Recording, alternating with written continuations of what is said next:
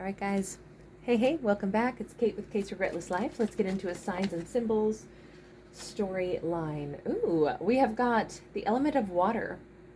And you can see we've got the SS Washington, New York. We obviously have, first off, a sign or a symbol of something that could be associated with the Naval Academy or Naval Base or, Coast Guard.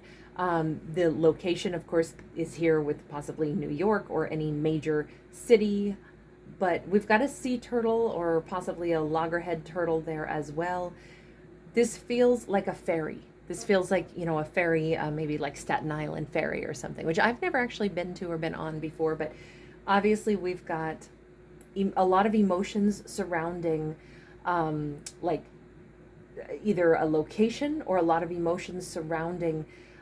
This is like a life preserver. So I almost feel like this is going to be a story that is going to be highly specific for someone who has like a great attachment, emotional attachment to a place. It doesn't have to be New York, but let's just say anybody who like loves where they come from and feels like, this is my touchstone. This is where I like to go home when I get feeling overwhelmed. I like to kind of come back to a place that feels grounding to me. So it could be anywhere in the world. This is all, symbolic. And so what we're really talking about is we have a character who I think could use a little, I don't know, they're feeling adrift maybe, and they would like to feel like they're going to be saved if only they can get to that special place again where their emotions always feel more balanced. And yes, it could be New York. It doesn't have to be. It could be somebody needs to take a trip on a ferry ride across a body of water.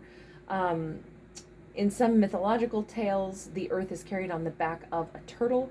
And so that could also just represent like somebody who really has a strong emotion about wanting to save like the very planet that we're on. So that could be really beautiful emotions. The thing is, this is shared energy. It's sideways, so that's actually really great. But we have the Two of Air. We have the Legend, and we have the Three of Air. Okay, hang on. This is starting to feel like if somebody has perhaps taken an experience and they have over-dramatized it just a bit. Anytime we talk about a legend and we're making someone out to be legendary, we immediately put them on a pedestal, and then we, of course, are going to be at a lower position than our hero, the legend. Legends grow and become larger than life, right? And not even true or realistic anymore. Someone is almost feeling like blocked because they've taken something and made it out of proportion. They've pushed it out of proportion, and it's become like a major heartbreak. Other symbols associated with this could obviously be pens, writing instruments, possibly feathers, bluebird feathers in particular,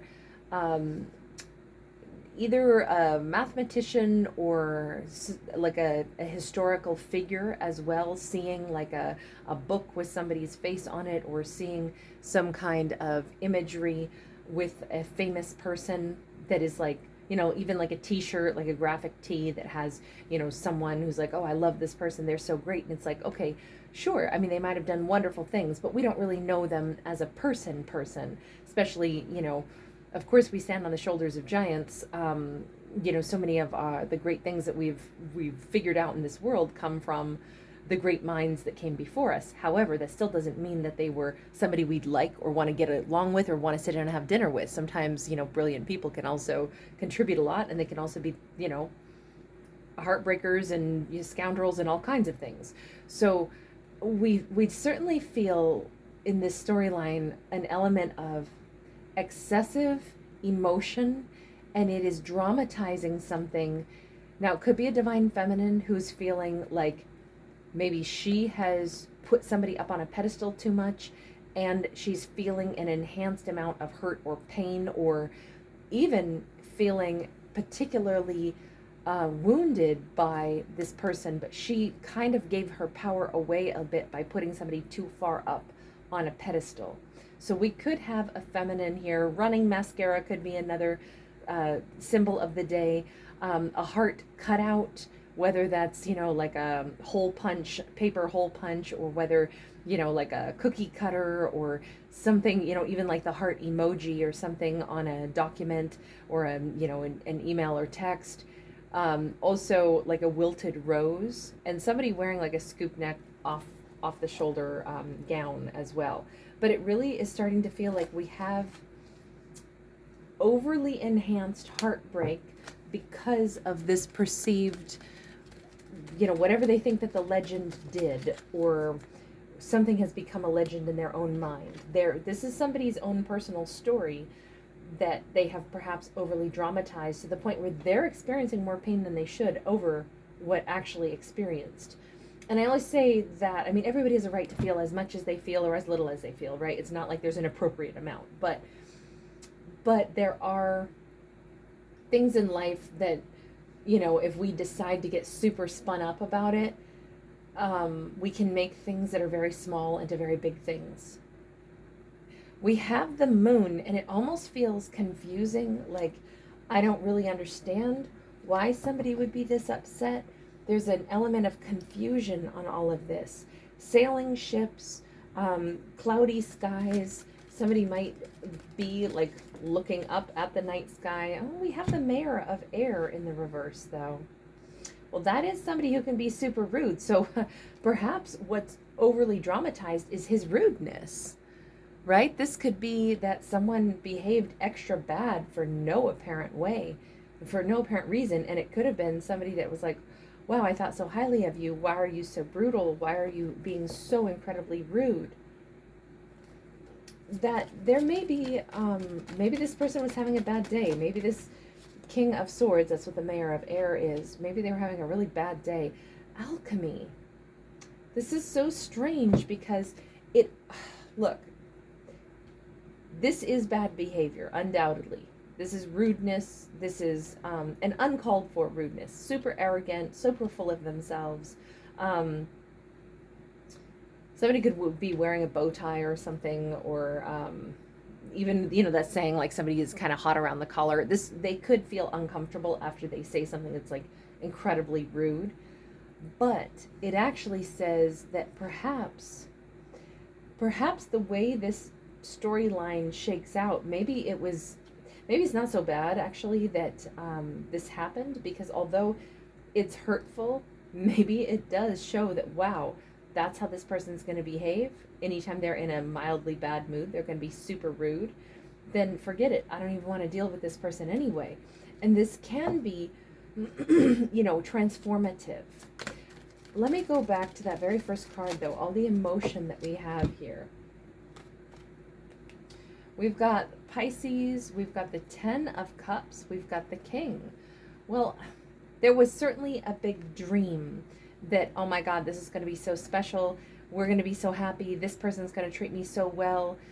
There was, I think on her part, she had believed that somebody was really amazing, that this divine masculine was going to be really, really incredible. And she might have dreamt of this. She might have fantasized about this. She could envision, like, he is a great person. He is an amazing person. I just know that he is. Only to, like, discover, oh, no, on a bad day or when he's in a mood, he's a jerk, And it just feels like it's really sad on one hand, because she feels pretty devastated, because she has really high hopes for this person, really put this person up on a bit of a pedestal. Somebody could be having a cup of tea, or they have a really nice tea cup, or like a favorite tea mug set. Also, we still have stuffed animals all around here. Somebody may have a tablecloth set on their table. Like a Jack Russell Terrier dog could be a symbol of the day as well. Somebody with really long hair, or somebody who's, got like one of those mermaid tail like blankets, or maybe actually one that is for the, aquatic, swimming like a mermaid or something. Somebody could have taken a class like that. She actually is a bit of a dreamer. Okay, she could be a Pisces. She could be someone who's very romantic and very sweet, and really had this idea that I'm hearing that song, the captain of her heart, and it almost looks like she had pictured him as like the captain that would sail a ship, and you know, she would be his mermaid, and you know, they would have some remarkable, you know, life together. um, it there was definitely a romantic energy to this that she had painted, and it has fallen very short of that. Now again, I'm going to stand by that original thing that says there may have been an overly dramatized amount of disappointment, because this looks like she had put someone on a pedestal that she didn't really have that connection with. And then it's like, you know, they always say don't meet your heroes because they'll disappoint you. But the thing is, even though it is confusing as to why he acted this way, in fact, let's ask, why is he acting like a jerk? Why is this person seemingly acting like a big old jerk? We've got the Courier of Water in the reverse. I don't know if he just wants to shut down and not talk to anybody for a while, if there's a frustration, if there's a painful energy here, if there's something that he just doesn't want to talk. And that could be it. He doesn't want to talk. He doesn't want to open up dialogue. He doesn't want to connect with anybody for the moment. You know, keep in mind, this might just be him needing his space right now. We've got the Fortitude card, the Strength card sideways. He could be depleted. Okay, so now we get another look at why would somebody be rude, be blocking messages, be not wanting to communicate. It may actually be because it's like, I don't have any more energy to respond or react. I'm going through something. Like every human has only their capacity to deal with what they can deal with. And when they reach maximum capacity, just like a toddler, we have our meltdowns, right? And it almost feels like that's kind of what happened here. But she's taking it as like a personal insult. And the reason she takes it as a personal insult is because she had a lot of extra emotions and dreams about, you know, what this would be like.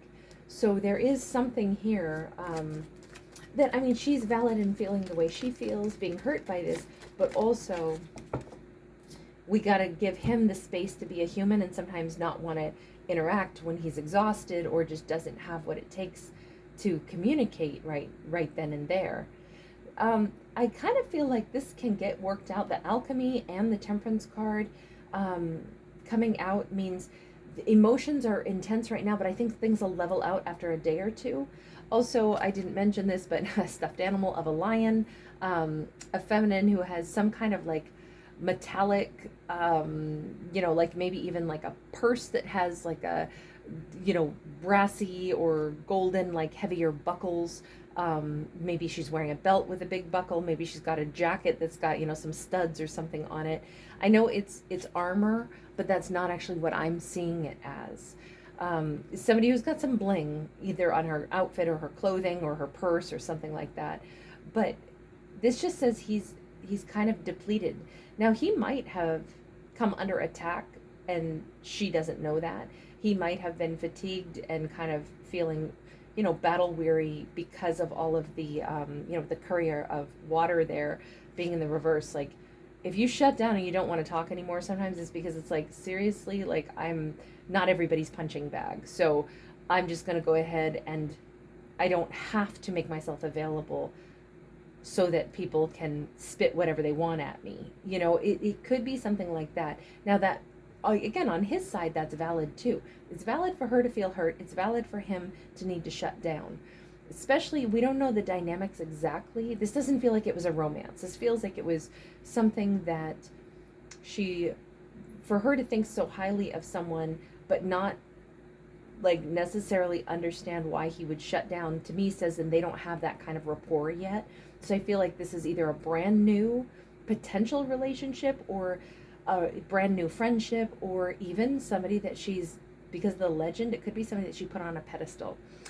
He did not intend to hurt anybody, I will say that. And it could even be that when he gets more balanced, he will be thinking about her and like, I shouldn't have acted like that. I shouldn't have, you know, like refused to connect or communicate.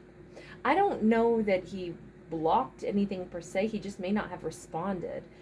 But it's like when he gets balanced, he'll probably think about this and think about, yikes, that's not the way I should have handled something. But, you know, everybody has their maximum capacity of what they can handle, what they can engage with. disengaging. I mean, we have to let people disengage when they need to and not feel like it's oh so personal. But let's ask, why did she feel like it was so personal? I'm wondering if it's just a sensitivity moment, because this says with the alchemy that she too will feel more balanced. Okay, so the Seven of Aries there, which is Seven of Swords.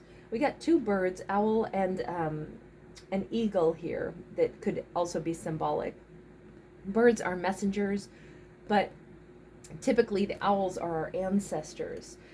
There is something here for her, and I'm going to hold forth with the idea that when she gets a little bit more balanced, when she doesn't feel wounded by this, and instead she feels a little bit more balanced, I think she will recognize like a message that her ancestors have been sending her, which is, possibly, don't put anyone on a pedestal ever, ever, ever, because they're all just human, and maybe this is something, because this is about the lies that we can tell ourselves. Yeah, the rhetoric here, the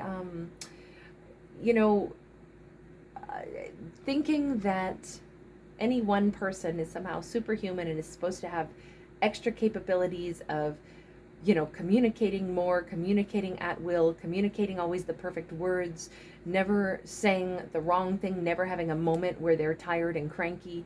That's not really like possible, right? We're all going to have those moments. And it just kind of looks like if she's overly disappointed by somebody, this will be a nice check for her to be like, wait a second, maybe I am taking this too much. Because remember, the moon was here that said, look, I don't know what was going on with them. I don't know if they were exhausted. I don't know if they didn't feel good. I don't know if they just, had the loss of a pet or something that they're going through that's painful, and they're just on overwhelm mode, and they just need to shut down and, let themselves sit in a quiet, dark space by themselves and have a good cry. When we don't know what someone else's world is like, it's easy to get bent out of shape when we perceive that they did something that we think was rude because we needed them to behave in a certain way. But this just says, there's an element here where I kind of think she maybe has a tendency to behave the exact same way, like when she needs to shut down, she does. I know there's a lot of cliches and stuff that we could say about all of this, but I really feel like maybe both characters hit a point of stress and they just needed a chance to decompress, because since they both had temperance and the alchemy, they both, it's really hard to make good decisions or to have adult conversations when we're cranky or hungry. So I just think that this storyline is reminding our characters to be gentle with each other, be gentle with themselves. We have the Five of Wands. It's like, again, we never know what the other person is analyzing, what they're going through. We don't know what she was going through that made her kind of more reactive. Maybe she'd been dismissed, mistreated, ignored before time and again, and she thought this person was going to be different, and then it just totally triggered her when they seem to have been, kind of callous or kind of shut down and gone into themselves. But on the other hand, maybe she doesn't know how many times he's been attacked, mistreated, had to defend himself, been, raked over the coals, and he was just at his maximum also. So nobody knows what anybody else is dealing with. So this is just a strong encouragement to say, continue to be gentle. It's valid to have our feelings hurt, but on the other hand, it unhurts our feelings when we start to consider, now wait a second, maybe they had something going on. With the Six of Cups being here, this is actually really beautiful. This could be water under the bridge. These two could get past this pretty easily. These two could be soulmates. We have nasturtium flowers. We have obviously a park with a bridge and, a stream running through it. This says that these two could actually operate very similarly when they're hurt, when they're tired, when they need a chance to recalibrate. In fact, these two have so much in common that they could end up being very, very bonded, very good to each other, and actually hold each other more gently. If they wind up as you know, two people in a relationship. Let me just see, is that where we're going with this? Oh boy. Sideways, we have the Magician, we have Evolution, we have the Mayor of Fire, and we have the Four of Fire. Oh my God, seriously? So shared energy for them, and we have, I really feel like these two didn't really have a connection yet, and then, like, say this is a work colleagues and they were becoming friends, and then one day he's just like silent and he's moody and he's not talking to anybody, and she's like, wow, here I thought they were a friend to me, and I thought we were kind of building a rapport, and then they're ice cold and they're just an absolute jerk to me. But over time, it's like, wait a second, maybe in truth, I don't know what happened to them that day, and I didn't ask, I didn't find out. Maybe they were feeling attacked that day, and that was the best they could do to hold on, is just like, I don't want anybody around me, I'm in too bad of a mood right now, I've been having to fend off everyone. It feels like if they, once they recalibrate, which they both will do, and they get a chance to communicate, especially about this day, like maybe days later or a week later or something, they will be able to be each other's, you know, life support. They will be able to be each other's, you know, whatever, safety net. They'll be able to come back and talk about that, like, oh wow, yeah, I thought you hated me that day. And it's like, oh God, no, that's not what happened. Look, I think if these two are able to really connect and start talking, which is what I believe they still want to do, they will see that this relationship goes from tentative, like friends that then had a falling out, to starting to build an actual interest and romance that's starting to feel like it's evolving into something where I feel like he's going to fall very much in love with her. We've got firecrackers, dynamite. We've got possibly a chemist or somebody who wears a white coat. This could be a pharmacist. This could be, he could be somebody who works as a scientist. She could be into dancing, or she has in the past danced, possibly burlesque or something kind of fun, kind of flirty. There's an element where I think these two are really going to surprise each other, and we actually have them possibly ending up writing a pretty awesome life story. The Four of Fire is the Four of Wands. This can be a marriage. These two, although they had a rocky moment and even hurt feelings, and even like, oh man, I thought he was great and then I think he's awful, and then we actually bring it back into more balance of, wait a second, maybe he's just human and he was having a bad day. Maybe it's no excuse to treat somebody poorly, right? But on the other hand, we didn't see him being a, you know, hurtful intentionally or abusive or anything like that. Yes, they can be jerks because they go silent and they don't want to talk to anybody at all. But he was at his maximum, and maybe him holding his tongue was the best he could do so that he didn't start crying or something. You know, we just see that there wasn't intentional hurt caused, but she absolutely wound up being hurt. And again, that's valid, but in truth, there was a lot more going on in this story. And in fact, these two are not out to hurt each other at all. In fact, these two might become each other's safe space and one another's solace and one another's, you know, relationship where, you know, he and she might be able to calm one another, support each other, and, you know, be in that kind of space in that relationship where it's like, oh, when I have my worst day, he can look at me and he already knows, and he immediately, like, you know, whatever, gets me a cup of tea and starts rubbing my feet. And, you know, when I take one look at him and I can see the set of his jaw when he's had a really rotten day or somebody's pissing him off, you know I put my hand on the back of his neck and, you know, rub the back of his neck for a second, or his earlobe, and it calms him down. Like, that could be the kind of support they're able to offer each other. You know what? That's actually amazing. And it's like every relationship will go through those moments where we don't know how the other one reacts to stress, and we can get really hurt thinking that they are mean to us before we learn it wasn't ever about us. And then we learn how to be each other's comfort and safe space. Actually, that turned out to be really beautiful.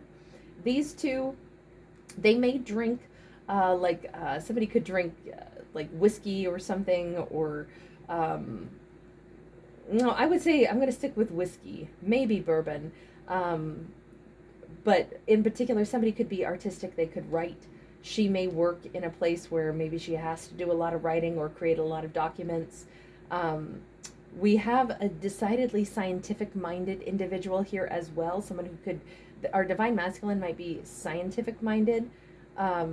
If they work in the same industry, it could be like administrative and then scientific, possibly. But they definitely, I think these two could be amazing together. All right, I'm going to leave that here. Thank you so much for hanging out, you guys. Really appreciate you. I put these ones out at 5 a.m. every morning, the signs and symbols of the day. If you are looking for any of the zodiacs, just know that I do those on my channel as well. 2 for each zodiac every week, plus singles, storylines. And you can find all those under their respective playlists, or just go to the live tab and you will see everything that I've uploaded, you know, newest to oldest. There's about 8,000 videos on my channel, so I've been doing this a while, so you'll probably find just about everything you want, including if you like to watch Ophiuchus, I do Ophiuchus as well. All right, you guys, thanks so much for hanging out. Bye for now.